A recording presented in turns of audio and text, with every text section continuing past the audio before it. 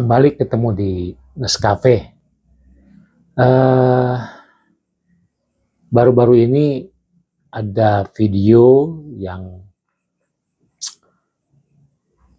menurut saya juga ini menjadi perhatian ya. Kenapa?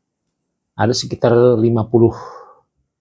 SDM di satu rumah sakit itu tidak diperpanjang kontraknya. Bahkan ada yang sudah 20 tahun bekerja ya dan mengabdi di rumah sakit tersebut. Saya tidak bisa membayangkan ketika 22 tahun beliau sudah mengabdi, dan tentu beliau juga punya rekam jejak yang bagus menurut saya.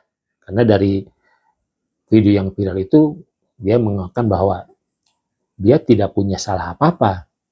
Kenapa tiba-tiba selama 22 tahun dia begitu bekerja bagus dan pada akhirnya dia tidak diperpanjang dan di PHK.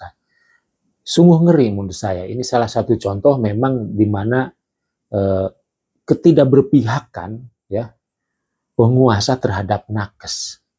Saya nggak habis pikir ini kenapa bisa terjadi kembali pada teman-teman ya dalam dunia pelayanan rumah sakit. Ini sungguh mengkhawatirkan. Bisa saja terjadi pada berikutnya beberapa rumah sakit yang memang dengan alasan efisiensi, dengan alasan memperkecil budget dan sebagainya. Tetapi bayangkan saja selama 22 tahun mestinya mereka status juga harus jelas ya. Kasihan mereka sudah bekerja beberapa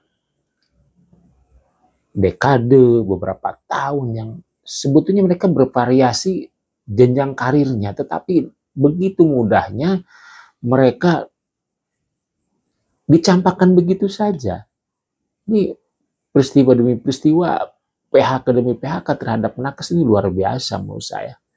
Ini aduh, kasihan juga 50 tahun ya. Coba kita dengarkan ya sebagian cerita video yang kita tampilkan ya. Habis yang serius Pak, punalang sa sakit gitu asal juga sampah.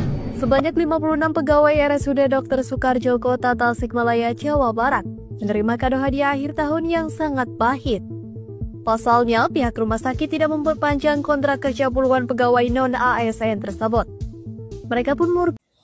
Ya, itu teman-teman ya. Ya, jadi sekarang ini dunia nggak pasti nih dunia ini sekarang, dunia pekerja ini ya. Ya, dimana pemerintahan sekarang kita lagi mencoba meningkatkan kinerja, lagi mencoba membangun satu pemerintahan yang kokoh ya. Ini siapa yang bertanggung jawab kalau begini ya? Apakah Departemen Tenaga Kerja atau Kementerian Kesehatan? Tetapi saya kira ini sangat memprihatinkan. Sangat memprihatinkan situasi seperti ini. Ya, bayangkan kalau itu terjadi pada diri kita yang sudah begitu bekerja puluhan tahun mengabdi dalam satu institusi yang memang bukan saja mengabdi sebagai seorang pekerja, tetapi kita punya anak istri, dikatakan seperti itu. Dia harus menghidupi, ya, dia harus membiayai anaknya, dan dia sebagai tulang punggung. Saya nggak habis pikir, ini kalau kita melihat dari cerita ini sangat miris. Saya kira miris banget nih. Miris di mana ada suatu peristiwa yang sebetulnya ini adalah anak bangsa yang harus diselamatkan. Ya. Jangan hanya karena efisiensi sehingga mengorbankan ya masa depan anak bangsa ini yang seharusnya sama-sama kita berpikir ya, sama-sama kita menyelamatkan aset bangsa ini.